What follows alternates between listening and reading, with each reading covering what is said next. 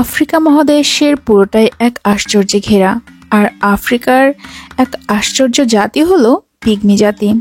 পৃথিবীর সবচেয়ে খর্বাকার বা খাটো জাতি হচ্ছে পিগমি।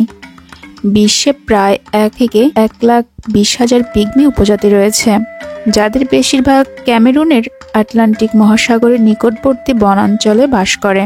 ছোট পিগমি উপজাতিরা রুয়ান্ডা, বুরুন্ডি, মধ্য আফ্রিকান প্রজাতন্ত্র গণতান্ত্রিক কঙ্গোতে বসবাস করে।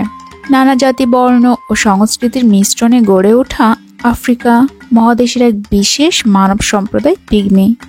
শিকারের অভাব, বন নিধন এবং যুদ্ধভিত্তিক সহিংসতায় এখন পিগমি সম্প্রদায় অনেকটাই বিলুপ্ত।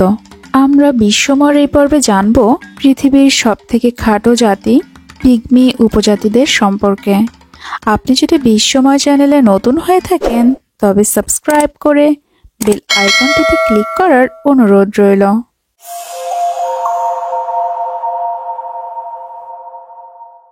পৃথিবীতে একজন মানুষের স্বাভাবিক শারীরিক উচ্চতা 5 ফুট 7 ইঞ্চি, আর মেয়েদের গড় উচ্চতা 5 ফিট বা তার উপরে।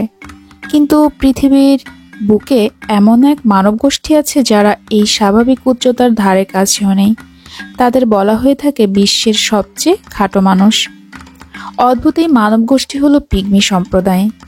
পিগমি হলো মধ্য আফ্রিকার একটি ক্ষুদ্র জাতিগোষ্ঠী। পিগমি শব্দটির উৎপত্তি গ্রিক ভাষা থেকে, যার অর্থ হলো কোনই পর্যন্ত। এদের গড় উচ্চতা 4 ফুট। পিগমি জাতি নিজেদের পা নামে সম্বোধন করে থাকে, যার অর্থ হলো মানুষ।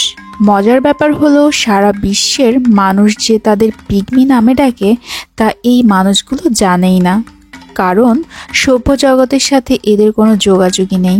তারা নিজেদের পা হিসেবেই জানে। দক্ষিণ পূর্ব এশিয়ার কিছু কিছু জায়গায়ও পিগমিদের অস্তিত্ব ছিল। ফিলিপাইনের ইয়োতো আদিবাসীরা মূলত পিগমি মানব গোষ্ঠীর অন্তর্ভুক্ত। পিগমিরা বামন আকৃতির জঙ্গলবাসী একটি সুপ্রাচীন মানব সম্প্রদায়, কিন্তু সভ্যতার ক্রমবিকাশের ফলে নিজেদের অস্তিত্ব হারিয়ে ফেলেছে এই জাতি।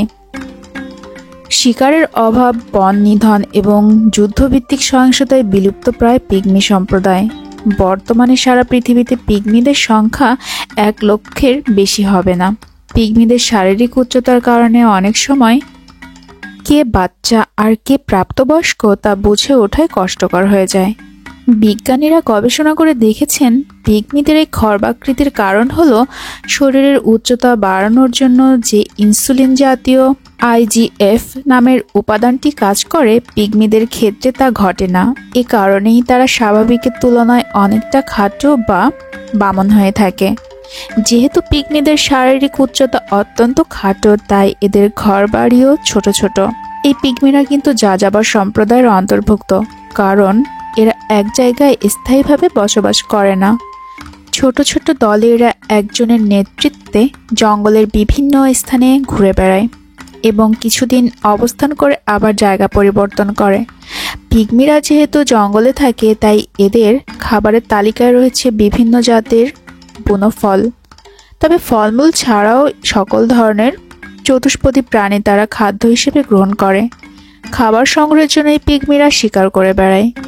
পিগমি জাতিগোষ্ঠীর ও দলনেতা থাকে, আর এই দলনেতা নির্বাচিত হয় কঠিন পরীক্ষার মধ্য দিয়ে। দলনেতাকে তুখোড় শিকারী হতে হয়। জঙ্গলে বসবাস করার ফলে সভ্য জগতের অনেকেই পিগমিদের বন মানুষ বলে অভিহিত করলেও পিগমিরা বন মানুষ নয়, বরং তারা আমাদের মতোই রক্তে মাংসে গড়া মানুষ। মানুষ তাদের যতটা হিংস্র ভাবে, তারা অতটা হিংস্র নয়। যুদ্ধ কিংবা বিবাদ পিগমিদের অভিধানে নেই বললেই চলে।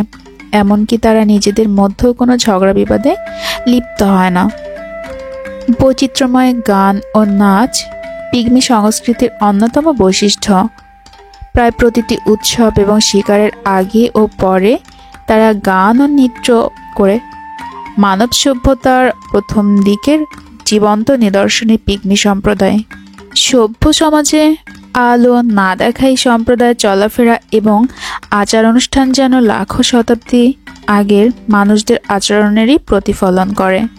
তবে দীর্ঘ সময় টিকে থাকা এই জাতি আজ প্রায় বিলুপ্তির পথে। ঐতিহাসিকভাবে গ্রামবাসী, বান্টু উপজাতি ও ঔপনিবেশিক কর্তৃপক্ষ উভয়ের দ্বারাই পিগমিদেরকে সর্বদা নিকৃষ্ট হিসেবে দেখা হয়েছে। এটি পদ্ধতিগত বৈষম্যের মধ্যে অনুবাদ করছে।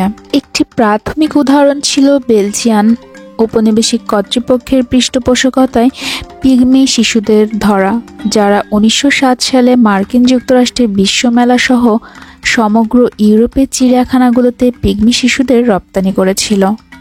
পিগমিদের প্রায় তাদের জমি থেকে উচ্ছেদ করা হয় এবং সবচেয়ে কম বেতনের কাজ দেওয়া হয়। একটি রাষ্ট্রীয় পর্যায়ে বেশিরভাগ আফ্রিকান রাষ্ট্র দ্বারা পিগমিদের নাগরিক হিসেবে বিবেচনা করা হয় না এবং তাদের পরিচয়পত্র, জমির কাজ, স্বাস্থ্যসেবা এবং শিক্ষার অ্যাক্সেস প্রত্যাখ্যান করা হয়।